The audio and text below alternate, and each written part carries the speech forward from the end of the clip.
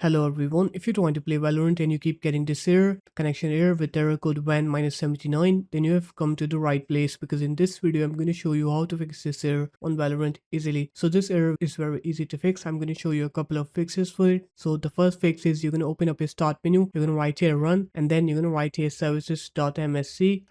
And here you're going to look for the service called VGC. So just click onto any service and press V on your keyboard.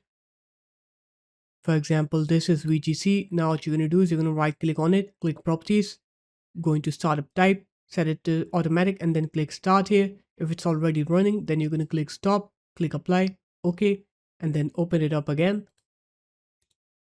This time you're going to set it to automatic again, and now you're going to click start here and then click apply, okay, and then close this up. Now you're going to open up your start menu. You're going to write here allow an app through Windows Firewall. Go into change settings here, click allow another app. Now go into your Vanguard's folder. So the default location should be in your C drive, program files, Riot Vanguard here. Here it is, VGC, add it into this list, click add there, and then make sure to tick both of these checkboxes. After that, click OK here. And now what you're going to do is you're going to open up your start menu again. You're going to write here view network connections. You're going to right click on a network connection if you have an Ethernet connection. If you're on a wireless connection, you should have WLAN. So right click on a network connection, click properties, Internet Protocol version 4, click properties again.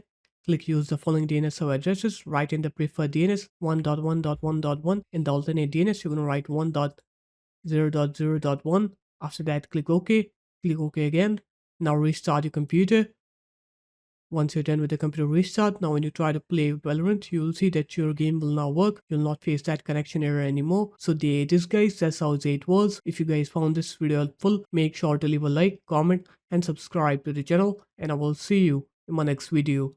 Peace.